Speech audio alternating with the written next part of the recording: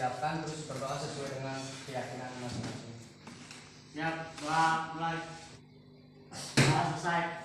Pada minggu kemarin kita sudah membahas mengenai kedudukan makna kedudukan ya Undang-Undang Dasar Negara Republik Indonesia tahun 1945, di mana kemarin menjelaskan mengenai hubungan pembukaan Undang-Undang Dasar dengan teks proklamasi kemerdekaan, terus membahas mengenai makna alinea pada pembukaan Undang-Undang Dasar dan sistematikanya. Nah, sekarang pada submateri kali ini kalian akan membahas mengenai kedudukan dan fungsi Undang-Undang Dasar Negara Republik Indonesia dalam sistem hukum nasional. Adapun di sini kompetensi dasarnya bisa kalian lihat, ya. Di situ masih seperti minggu kemarin mengenai 3.2 dan 4.2 ya. Kalian pun sudah melihat ya di Google Classroom ya. Ya, kemarin kan Bapak sudah memasukkan mengenai bahan ajar, KPD dan media pembelajarannya seperti ini. PPTI sudah dimasukkan oleh Bapak kepada Google Classroom ya. Terus untuk tujuan pembelajaran sudah bisa dilihat oleh kalian di sini. Peserta didik dapat menganalisis makna kedudukan dan fungsi Undang-Undang Dasar Negara Republik Indonesia tahun 1945 dalam sistem hukum nasional. Menyusun dan menyajikan hasil telaah tentang makna, fungsi, dan kedudukan Undang-Undang Dasar 1945 dalam sistem hukum nasional. Perlu diingatkan bahwa Bapak akan memberikan sebuah pertanyaan mengenai materi sebelumnya, yaitu bagaimanakah suatu negara apabila tidak mempunyai undang-undang dasar, maka hak dan kewajiban asasi manusia akan tertindas. Ya, terima kasih sekali Mas Ferry. Ya, maka hak dan kewajiban asasi manusia akan tertindas ya anak-anak. Ya. Berarti sudah bisa mengikuti. Nah, sekarang di sini Bapak akan menjelaskan mengenai kedudukan Undang-Undang Dasar. Kedudukan Undang-Undang Dasar ini yang pertama, kedudukannya itu sangat penting ya. Kedudukannya kenapa bisa dikatakan sangat penting? Karena yang pertama di sini membatasi kekuasaan penguasa. Jadi yang namanya penguasa itu tidak dalam melaksanakan tugasnya, dalam melaksanakan tindakannya ini tidak boleh sewenang-wenang karena sudah diatur dalam Undang-Undang Dasar Negara Republik Indonesia ya. Di dalam Undang-Undang Dasar ini sudah diatur ya, membatasi kekuasaan penguasa. Terus yang kedua, mengatur hak dan kewajiban penguasa maupun rakyat. Jadi di sini untuk penguasa ini hak dan kewajibannya sudah diatur, baik rakyat maupun penguasa sudah diatur, sehingga tidak ada penguasa cuma mendapatkan haknya saja tanpa melaksanakan kewajiban, dan begitu pula sebaliknya tidak ada rakyat yang melaksanakan kewajiban tapi tidak mendapatkan haknya. Itu kedudukan Undang-Undang Dasar. Untuk yang ketiga ini mengatur jalannya pemerintahan, di mana sistem pemerintahan ini harus dijalankan dan dilaksanakan itu sesuai dengan Undang-Undang Dasar. Ya. Terus selanjutnya latar belakang pembuatan Undang-Undang Dasar. Di sini menurut guys bahwa yang pertama kehendak menjamin hak rakyat dan membatasi tindakan penguasa. Yang kedua adanya kehendak menjamin sistem pemerintahan. Yang ketiga kehendak mendapatkan kepastian hukum, dan yang keempat yaitu kehendak beberapa negara untuk melakukan kerja sama. Nah, terus untuk latar belakang pembuatan Undang-Undang Dasar 1945 bagi Indonesia di sini karena kan berbeda-beda ya dalam latar belakang pembuatan Undang-Undang Dasarnya. Ini bagi negara kita itu agar terjaminnya penyelenggaraan pemerintahan negara Kesatuan Republik Indonesia secara pasti atau mendapatkan kepastian hukum. Ya. Hubungan Undang-Undang Dasar dengan konstitusi, di sini ada dua pendapat yang menyatakan hubungannya, yaitu yang pertama, konstitusi sama dengan Undang-Undang Dasar. Jadi konstitusi itu sama dengan Undang-Undang Dasar. Yang kedua yaitu pendapat yang kedua, Undang-Undang Dasar di sini bagian dari konstitusi. Karena di dalam konstitusi itu ada konstitusi tertulis dan konstitusi tidak tertulis. Jadi suatu contoh di dalam konstitusi tertulis itu yaitu undang-undang dasar. Kalau konstitusi tidak tertulis itu seperti konvensi atau kebiasaan-kebiasaan dalam sistem tata peraturan pemerintahan ya. Terus ini sifat konstitusi. Ternyata sifat konstitusi itu ada dua, berdasarkan bentuk dan berdasarkan cara mengubahnya. Kalau untuk berdasarkan bentuk di sini yaitu konstitusi tertulis dan konstitusi tidak tertulis. Ya, terus di sini berdasarkan cara mengubahnya konstitusi luas dan konstitusi rigid. Konstitusi luas di sini ataupun fleksibel,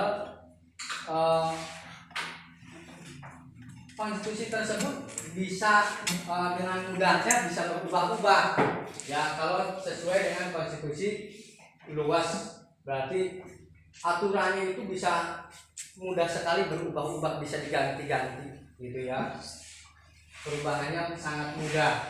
Terus untuk yang konstitusi rigid ini kaku. Kalau konstitusi rigid ini berarti dalam cara mengubahnya itu sulit ya, tidak mudah seperti yang konstitusi luas.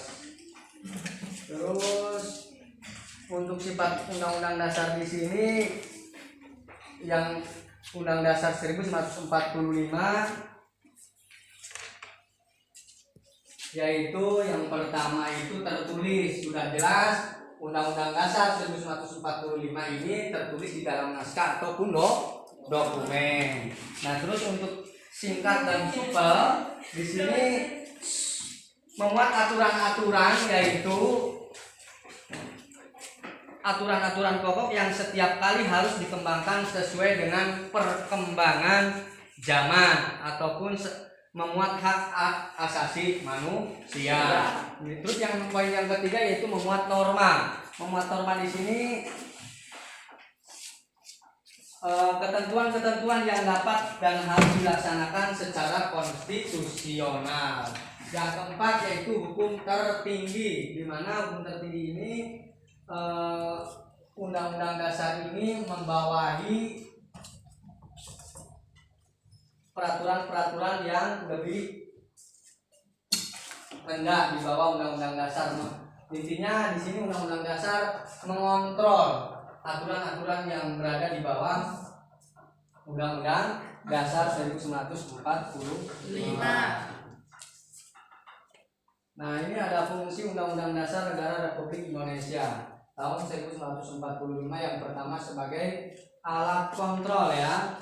Di sini untuk alat kontrol tadi Bapak sudah jelaskan bahwa Undang-Undang Dasar ini sebagai alat kontrol apakah aturan hukum yang lebih rendah sesuai atau tidak dengan Undang-Undang Dasar Negara Republik Indonesia tahun 1945 atau sesuai tidak dengan norma hukum yang lebih tinggi yaitu Undang-Undang Dasar 1945.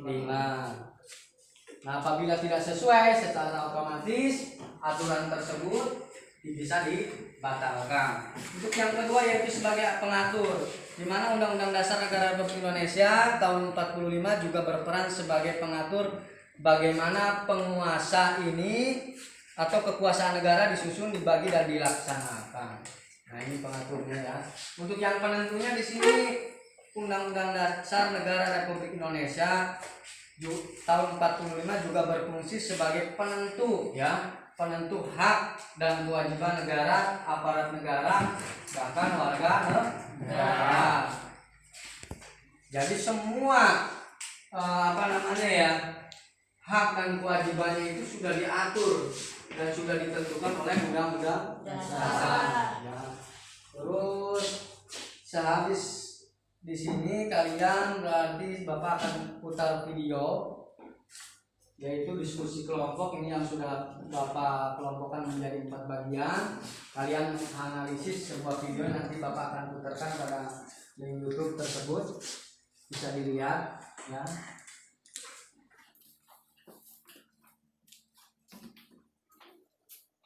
Karena pembangunan 2 triliun ya tadi ya.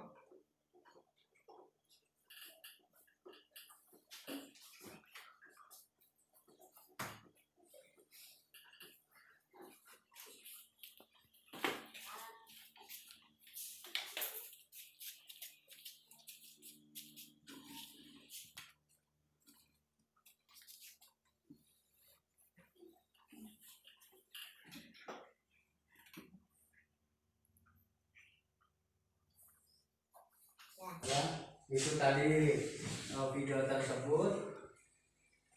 Otomatis kalian tadi sedikit melihat, mencatat ya keterangan-keterangan yang ada dalam video tersebut, supaya nanti kalian untuk bisa dipresentasikan mengenai kasus seperti pada link YouTube tersebut.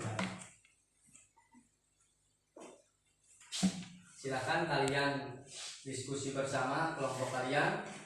Ayo, nanti salah satu kelompok silakan maju ke depan untuk mempresentasikan hasil analisis video tersebut yang berhubungan dengan materi yang sudah tadi Bapak sampaikan,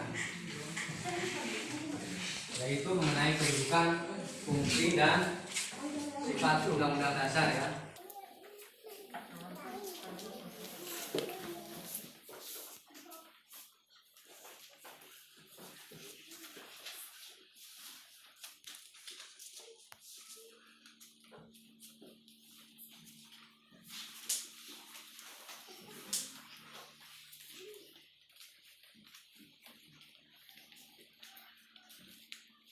Ya, silakan kalian cari referensi yang lain, monggo buka HP-nya untuk mencari tambahan sebuah jawaban ya.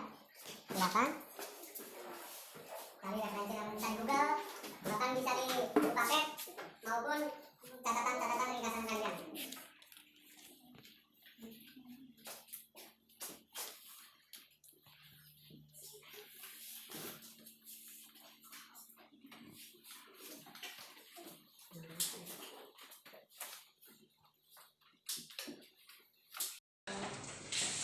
Ya udah selesai ya. Silakan kalian perwakilan dari kelompok 1 atau 2 atau 3 atau 4 untuk mempresentasikan gambaran dari analisis video yang sudah ditampilkan oleh Pak.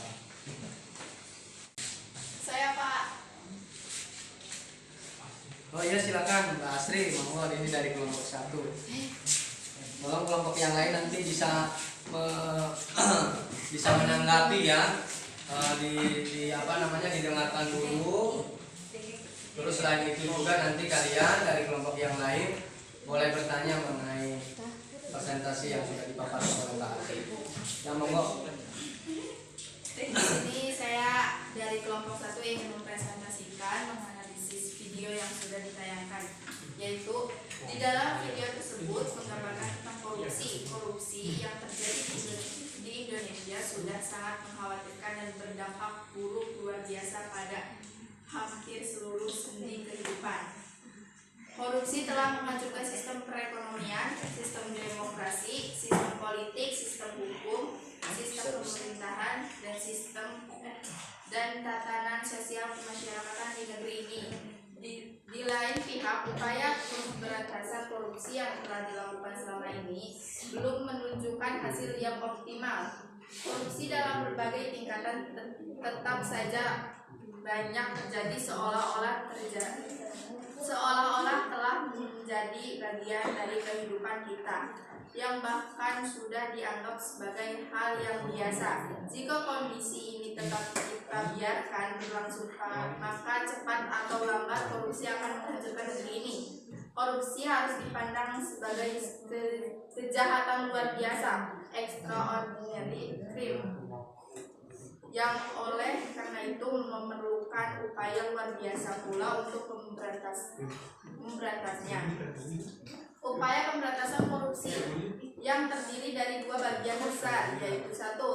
Penindakan, dan 2. Pencegahan, tidak akan pernah berhasil optimal jika hanya dilakukan oleh pemerintah saja tanpa melibatkan peran serta masyarakat.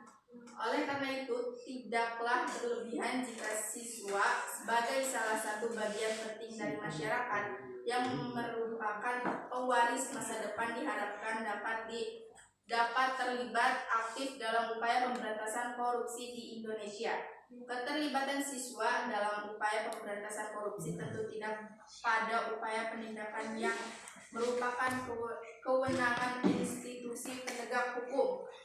peran aktif siswa diharapkan lebih difokuskan pada upaya pencegahan korupsi dengan ikut membangun budaya anti korupsi di masyarakat. Siswa diharapkan dapat berperan sebagai agen perubahan dan motor penggerak gerakan anti korupsi di masyarakat. Untuk dapat berperan aktif, siswa perlu dibekali dengan pengetahuan yang cukup tentang seluk-beluk korupsi dan pemberantasannya. Yang tidak kalah penting, untuk dapat berperan aktif, siswa harus dapat memahami dan menerapkan nilai-nilai anti korupsi dalam kehidupan sehari-hari. Sekian presentasi dari kelompok 1. Terima kasih. Ya, terima kasih ya. Tepuk tangannya yuk. Dari kelompok yang lain barangkali ingin bertanya. Oh iya, silakan Bang. Agar kasus korupsi tersebut tidak merajalela, maka perlu adanya kepastian hukum, yaitu adanya aturan yang mengatur tentang kasus korupsi. Apakah adanya undang-undang yang mengatur sanksinya? Ya, silakan dari kelompok 1 untuk menjawab pertanyaan dari kelompok 4. Tadi pertanyaannya yaitu ada sanksi atau tidak, ada undang-undang yang mengaturnya apa tidak. Apabila kelompok 1 masih bingung menjawabnya, silakan dari kelompok yang lain untuk memberi jawaban dari kelompok 4. Saya mau menjawab. Ya, bagus. Ini dari kelompok 2, silakan Mbak. Di dalam Undang-Undang Republik Indonesia Nomor 31 Tahun 1999 tentang tindak pidana korupsi, Pasal 2 ayat 1, setiap orang yang secara melawan hukum melakukan perbuatan memperkaya diri sendiri atau orang lain atau suatu korupsi yang dapat merugikan keuangan negara atau perekonomian negara dipidana penjara dengan penjara seumur hidup atau pidana penjara paling singkat 4 tahun dan paling lama 20 tahun dan denda paling sedikit 200 juta rupiah dan paling banyak 1 miliar rupiah. Bagaimana kelompok 4, sudah jelas?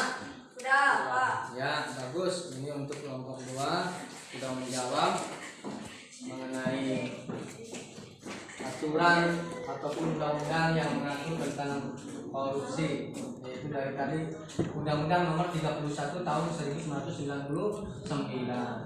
Pak, saya ingin bertanya dari kelompok 3. Ya, silakan. Apakah video tersebut ada hubungannya dengan materi yang diajarkan?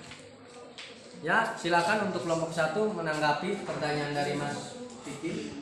Ada hubungannya Pak, Ya, sehingga apa yang ada di dalam video tersebut menyangkut kedudukan Undang-Undang Dasar mempunyai kedudukan yang sangat penting, yaitu 1. Membatasi kekuasaan penguasa. Kalau penguasa sudah memahami Undang-Undang Dasar, maka si penguasa tersebut tidak akan melakukan korupsi. Yang kedua, penguasa tersebut memahami hak dan kewajibannya dan mengatur jalannya pemerintahan, sehingga dapat disimpulkan apabila suatu negara tidak memiliki Undang-Undang Dasar, tentu negara tersebut akan kehilangan alat kontrolnya, negara akan kacau, sistem negara tidak akan berjalan dengan baik, hukum-hukum banyak yang dilanggar, hak asasi manusia tidak akan terwujud, hingga akhirnya negara tersebut akan jatuh ke dalam jurang perpecahan. ya, terima kasih untuk seluruh kelas 8A siswa-siswinya telah mengikuti pelajaran Bapak tadi. Untuk presentasi menganalisis videonya sudah selesai, tanya jawab juga sudah selesai. Jadi materi kali ini kita bisa simpulkan bahwa yang namanya kedudukan Undang-Undang Dasar ini di sini mempunyai arti yang sangat penting, ya. Apabila sebuah negara yang sudah merdeka, di sini Undang-Undang Dasar itu tugasnya untuk membatasi kekuasaan penguasa. Selain itu juga mengatur hak dan kewajiban penguasa maupun rakyat, terus mengatur jalannya pemerintahan. Nah, sehingga di sini undang-undang juga mempunyai sifat dan fungsi, di mana sifat tersebut ini undang-undang tertulis, yaitu singkat dan supel, memuat norma dan hukum tertinggi. Adapun di sini fungsi undang-undang dasar yaitu sebagai alat kontrol, pengatur dan penentu. Dan nantinya apabila kalian memahami materi kali ini, yaitu tujuannya supaya nanti siswa di sini setelah mempelajari materi yang Bapak ajarkan tadi mampu mengetahui kedudukan maupun sifat dan fungsi tentang undang-undang dasar, di mana undang-undang dasar tersebut apabila tidak dimiliki oleh sebuah negara, maka negara tersebut akan kacau ya. Seperti dijelaskan tadi disimpulkan oleh kelompok 1, negara akan kacau dan sistem negara tidak akan berjalan dengan baik. Hukum-hukum banyak yang dilanggar, bahkan HAM, hak dan kewajiban tidak akan terwujud, yang akhirnya negara tersebut akan jatuh ke dalam jurang perpecahan. Sekian materi dari Bapak. Untuk tugas silakan kalian kerjakan di LKPD, yaitu aktivitas 2.3 dan soal pilgan yang ada di Google Classroom. Paham ya anak-anak? Paham. Untuk materi berikutnya juga Bapak sudah ada di Google Classroom, yaitu mengenai peraturan perundang-undangan lainnya ya. Silakan kalian pelajari, dan untuk pertemuan berikutnya supaya berjalan lebih lancar. Untuk ketua kelas silakan sebelum pulang kita berdoa dulu. Disiapkan. Siap, doa mulai. Doa selesai. Sekian. Assalamualaikum warahmatullahi wabarakatuh. Waalaikumsalam.